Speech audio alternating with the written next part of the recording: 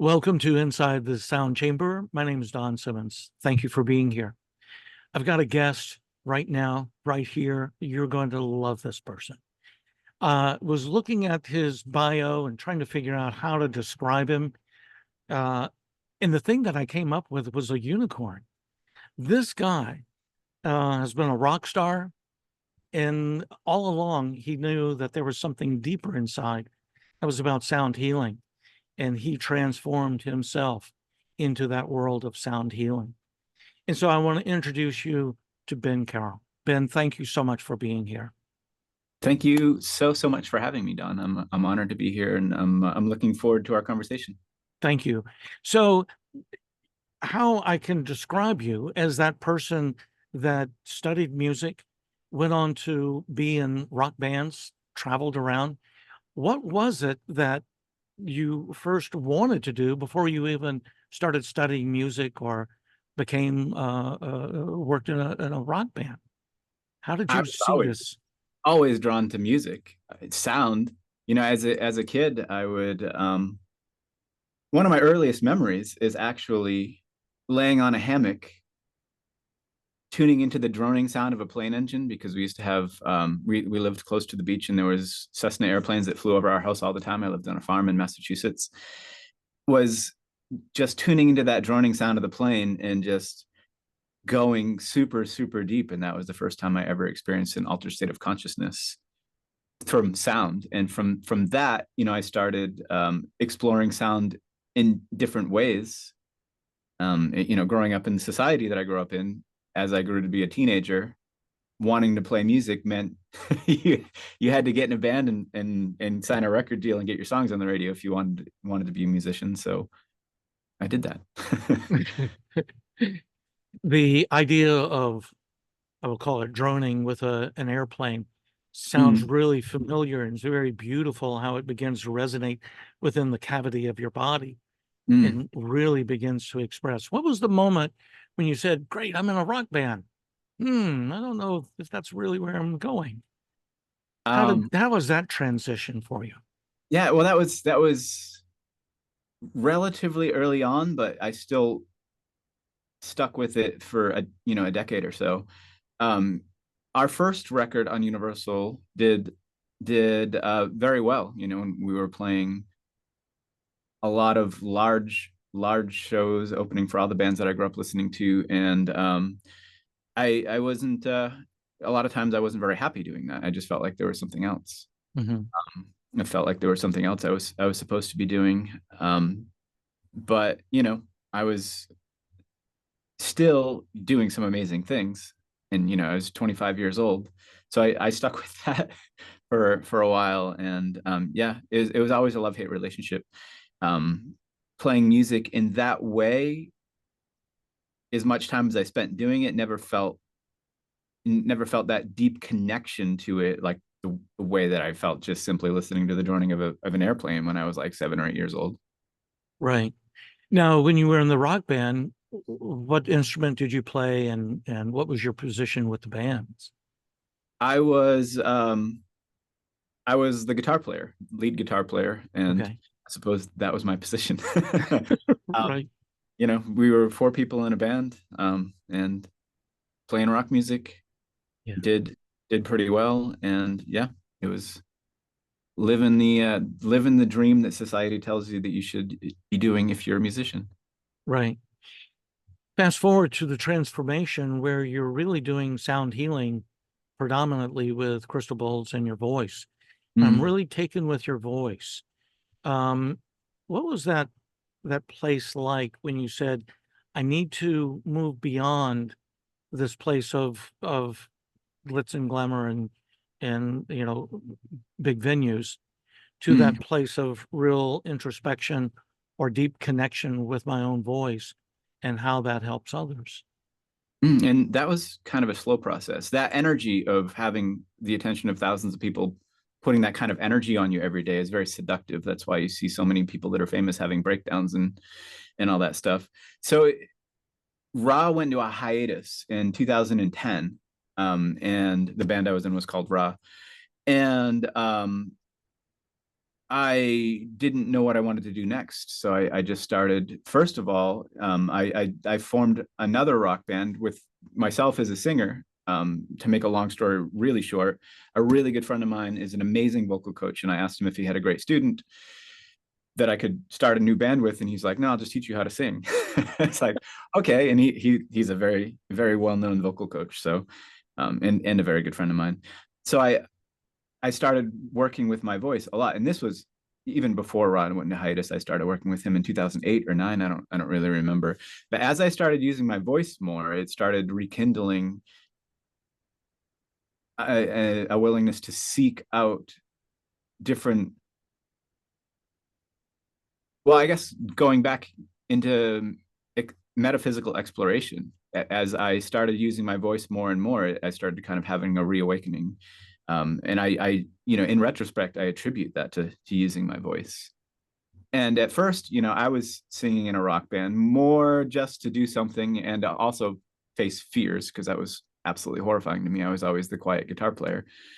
And how that actually led to sound healing is between 2010 to 2012 and 13 and 14, was a long path of just slowly setting things down, releasing the ambition that I had to be a traditional musician, and starting to explore other things, and starting in not just sound, but meditation and practicing Reiki, and just going deep into that exploration of the energies that I had been more connected to besides before I went in the ambitious route of trying to get, into a famous rock band.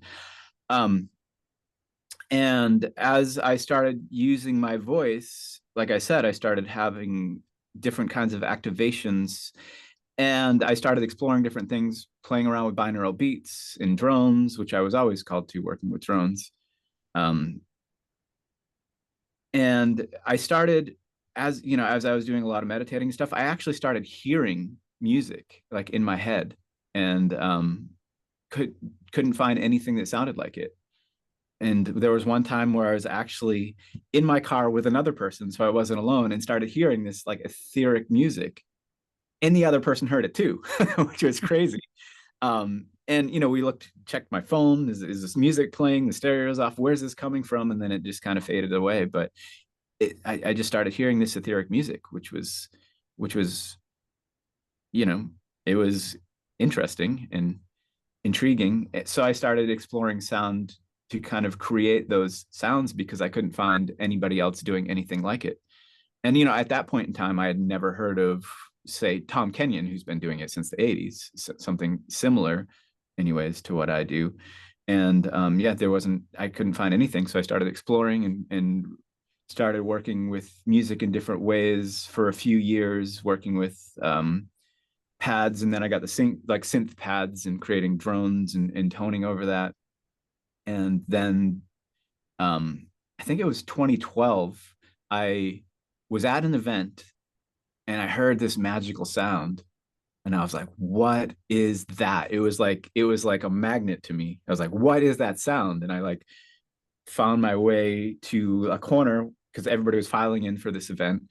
Found my way to a corner where someone was playing these bowls, and it was like this powerful visceral connection to my body, and was instantly completely drawn to them. And very, very shortly after that, probably within a week or two, I went to an event where that same person was having a sound bath. And that was my first sound healing experience. My first traditional sound healing experience. And yeah, and then was just instantly curious what it would be like to sing with the bowls, because I had been spending years of my life focusing on my voice. And it's really interesting because when you go to your YouTube channel now, you've got, thousands of people watching your YouTubes and listening to your sounds and your music. Your voice really is in entrainment with those crystal bowls. Did you sort of find that before you found the crystal bowl, that your voice was very different from most other people, or did you have that kind of voice before the crystal bowls? I think the discovery of that went hand in hand with the crystal bowls. I started exploring voice in different ways. I had an amazing mentor for a little while, a man named David Lambert Sanapas, who we worked on many, many things together besides sound and vibration. But one of the things he had me starting to do was trying to incorporate higher frequency energy and multidimensional aspects into my voice, and started intentionally working on that. And I never set out to do what I do for anybody except for myself. It was all, purely accidental on the one hand and completely my soul's path on the other. But for my state of consciousness, for my waking consciousness, I was just something I was doing for myself. Just it was my own meditation practice. Every morning I would sing with the bulls and travel on the sound in a really potent way, attaining those states of consciousness like I had been seeking ever since I was a kid, finding that altered state of consciousness with the joining of the plane. And as I was singing with the bowls, exploring in different ways, being guided by that mentor in different ways. And it's not like David is a very interesting person. It's not like he teaches you a bunch of information. It's like, here it is. Here's what you need to know. Mhm. It's all over the place. He's a very wise person, and I like don't even see how it's connected. And then it's up to you to explore it and find what it means to you in the knowledge. And then at some point, it's like you ever see one of those videos where someone's painting and they're like flipping the brush around. And you're like, what's this guy doing? It doesn't look like anything. And and then all of a sudden flip it over and you're like, oh my God, I can see it. that's Right, right. that's how I always describe David's teaching style, his mentorship style. But yeah, it was the idea of that, of exploring my voice in different ways, definitely came from him starting to work with the energetic component, not just the physical component of voice, but working with trying to move energy and things like that. Because I had studied Reiki for years, and in the early days, I used to equate the way that I worked with sound was like felt similar to Reiki, except it was like amplified.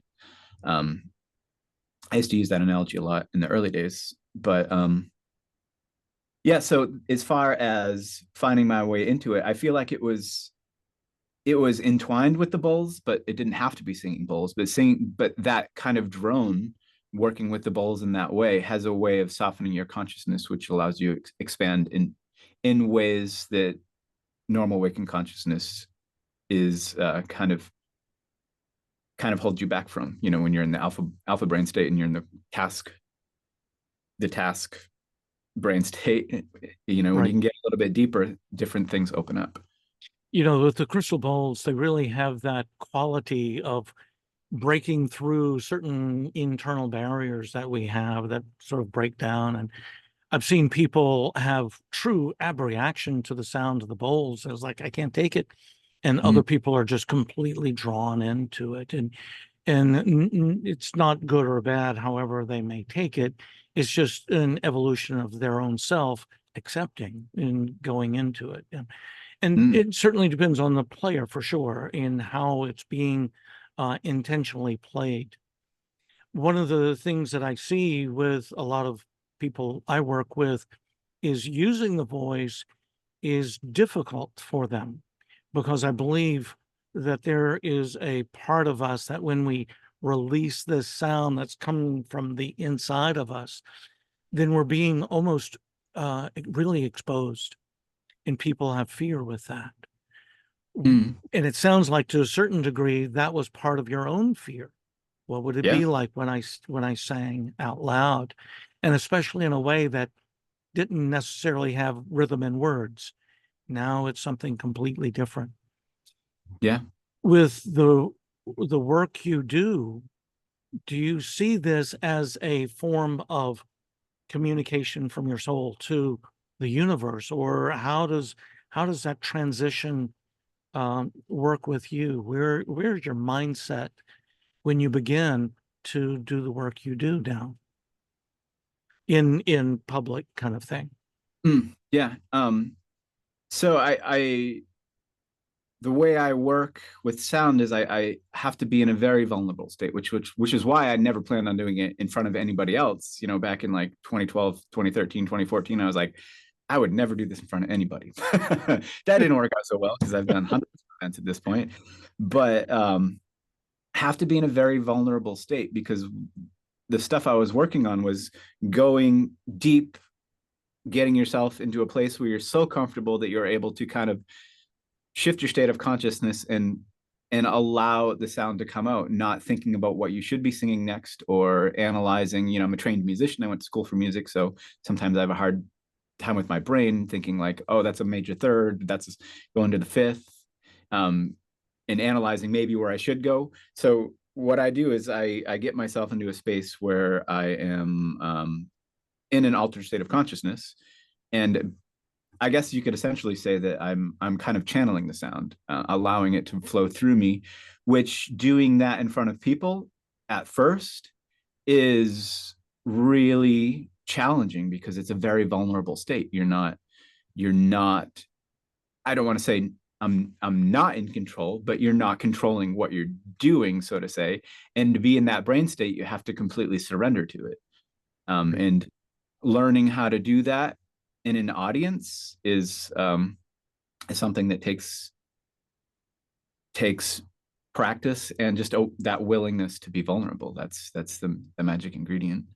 And that word that you use, that ability to be vulnerable, that's a very sacred space. Mm. As you were moving into the vulnerability of yourself and channeling this energy, channeling this sound, be it with yourself, especially in the beginning, did you find yourself becoming more emotional or more susceptible to energies around you? Absolutely, yes. If finding ways of being more connected to the world, to the energies, more aware of the subtle energies than I had been in a long time, because I was drawn to that when I was younger. But then, you know, from there, as I practiced and worked with that, especially when I started working with the energy of groups, very much having a greater understanding of how that feels and how to utilize that. That's what I do mostly, almost exclusively group work, because part of what I do is working with the energy of the group. The energy of the group coming together amplifies, always working with intention, because intention is everything, but coming together in intention where everybody is at least facing a similar direction, because I don't know if it's possible to get everybody to say the same exact direction, but holding a similar resonant state, holding a similar intention. When we're able to do that, we can amplify that and attaining those slightly altered, or sometimes more than slightly altered, states of consciousness that sound has the power to do for us. The whole thing is very magical, and when working with a group, it amplifies it. So that's why I do mostly group work. But yeah, I've definitely tapped into a greater understanding of that. I love that. And is it possible for those that are listening to be able to sort of dovetail into that elevated consciousness just by listening, or do you feel that it needs to come from them also? How does that vibrate with you? Certainly, the intention of what you do in creating this amazing sound will affect people viscerally, and they would be able to begin loosening into their own vulnerability. And then taking it another step, you know, do you find your people that you're working with sort of staking those even more vulnerable steps for themselves is a form of sound healing? Um, if let me see if I understood the question correctly. Yeah. Um, well, I'll just answer the question I thought I heard. 'Cause, Why not? um, so um, as far as just receiving the sound, there's something very, very powerful there, of course. I'm sure everybody that's a sound practitioner has also hopefully gets on the other end as much as possible. And it's such a beautiful space to be. It's such a beautiful place to just be open and receptive and working as a receptor instead of a transmitter. And that is amazing. but when you also take that and start incorporating the use of the voice in particular, because I work with a lot of people in getting them to use their voice, there's something that really takes it to the next level when you start creating the sound and vibration within your own body. That's another whole level, because I believe that there's an inherent power in our voice that on a subconscious level we are afraid of. We because subconsciously we know our voice, our mechanism of creating vibration, physical vibration in our body and out into the world has a power to it that we don't on a conscious level understand, because sociologically it has been kind of told that it's not true. So we have that kind of cognitive dissonance of the feeling of how we can actually do things and the belief that we actually can't. So a lot of people are afraid of using their voices, including myself in the beginning, because one of the reasons anyways is because we are subconsciously aware of that, and we can feel that power and feel the subtle shifts we can create in ourselves and even subtly out into the world around us with the power of the voice. That's really powerful as you speak about that. And once again, there is transformation for those who are just simply listening, as well as those who are integrating voice in either singing or even speaking. And Menora Cromwell, who began International Sound Therapy Association, she would constantly say, use your words sweetly, Mm, by understanding that how we speak is very important. It's not just the words, but the intention and the timbre of what we're saying. absolutely. With the conference coming up, we're calling it the Wave Makers. We are in a very interesting time of life. As someone said, it's uh, the curse of may you live in interesting times. Well, we are interesting times, aren't we? And so with all of this, we want to be that conscious wave, that intentional wave of sound. And so when you think about a group you're going to, you're, performing here, there, everywhere that you do, or doing your own things at your place, do you set an intention of what you want to bring to a group? I always work with intention. Yes. Yeah. Yeah. Um, yeah. My online events, which I've been doing mostly since 2020, I Mhm. always have an intention picked out beforehand and kind of talk about it leading up to moving into the sound and having everybody focusing on the intention together. In Yeah. most of my in-person events, what I do, um, I did a lot of in-person events. Pre 2020, I used to do 8 to 12, sometimes like 16 events per month, because I had come off the mentality of being a touring musician where I was literally playing 6 or 7 nights a week. So I was like, 3 nights a week, that's nothing. I almost burned myself out. It's a lot different when you're working with energy. But for years, I was doing multiple sound healing events every week. And what I always did is also created a little bit of space, invited everybody to share their voice, and through just getting a feel of the room and starting to create that vortex of energetic togetherness, picked out a simple intention from what was coming up for people during the check-in, and then yes, always working with intention. I love that. I believe intention certainly is the foundation of everything that comes after that. And that's one of the things that, we're looking at with the conference, of being able to raise that intention, raise the vibration, and create a wave of this intention that certainly will come forward. Um, I want to talk a little bit about, before we go, about the interconnection. And the Mm, interconnection between ourself and our voice is certainly one interconnection.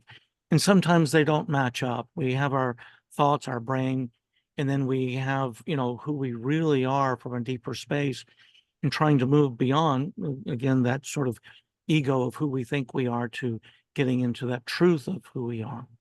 mm. And then the frequency and vibration of other people around or other things around. How do you see the ability to work with voice as almost being a lighthouse, if you will, of attracting like or repelling others? Does that make sense for you? Yeah. So, well, let's take it from this perspective. A lot of times and this is general, it's not necessarily pinpointing into the question, but I think it'll lead there. A lot of times we're at this point in time, we as the collective we are functioning from a place of being out of balance because we've been trained that our logical mind is the master of our lives and everything else is, say, emotions and intuition is frivolous and even meaningless, where that is so far from the truth.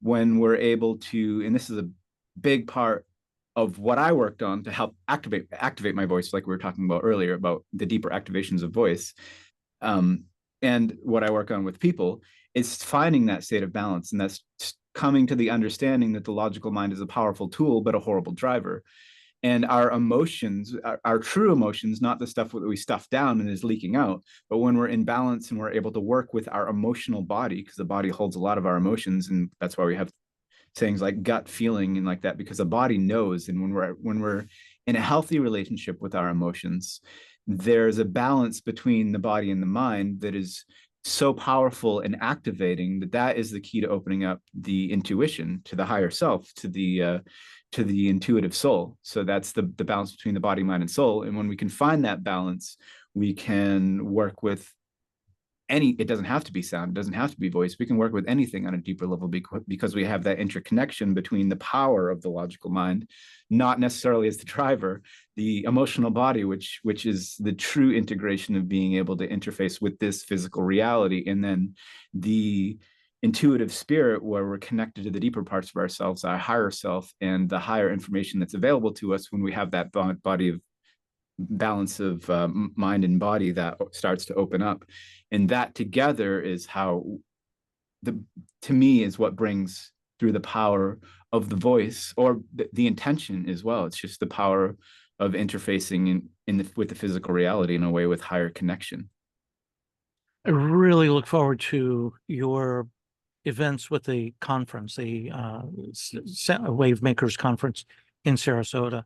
I think there's going to be a big impact that's there because it is people who have a similar intention to actually bring healing into the world. It's amazing when you're around a lot of sound healers, especially sound healers. There's just this warm, almost puppy feeling, because people are just coming from the space of their heart, and it's really a beautiful thing. I was really drawn to um, really the last line of your bio in your website, and it says, "Together we can change the world. Let us bring the people together. Let us be a guiding light to the way of the path of awakening and ascension. We can do this if we work together." Mm. And that's the power of that. I'll use the word group consciousness, using an orchestra of different voices coming together. I want to Yeah. thank you for what you're doing. And is there anything else you would like to add to what we've already spoken about? Just that, I mean, what you're talking about, that's my life's work. That's what I'm here to do. Bringing people together in that way. But it involves more than just me. It involves other people that are willing to come together. And there's so many of us that are intuiting these same things that we need to open up and find these connections and remember how to work with each other on a deeper level than just the surface, and learn how to resonate together again, because when we can do that, we're so powerful. We can shift this world when we come together and entrain our energy together. That's the true power of the human vessel. That's the true power of this resonant technology that we have, that is a body.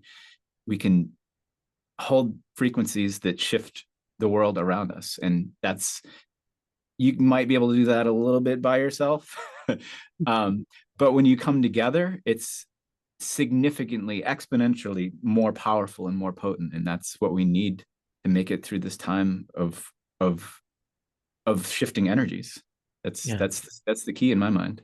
That's why I do what I do. there is power in numbers, and you being that lamppost, that beacon of light, that really brings people together to create or help create a transformation is a beautiful, beautiful thing.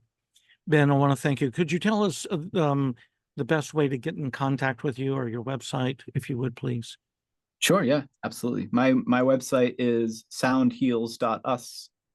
And I believe from there you can find all the other places. YouTube and Instagram are great places to find me, and reach out through email, all through soundheals.us. That's my website, info about events and all that stuff as well. Really encourage people to go to your website as well as your YouTube channel. You've got some great YouTube sound work there that people will really be able to integrate too. So, Ben, I want to thank you so much. Thank you for your service to humanity. Thank you for your service to sound. And I'm really looking forward to you being in the conference coming up very soon. Thank you very much. Thank you so much, Don. Thank you.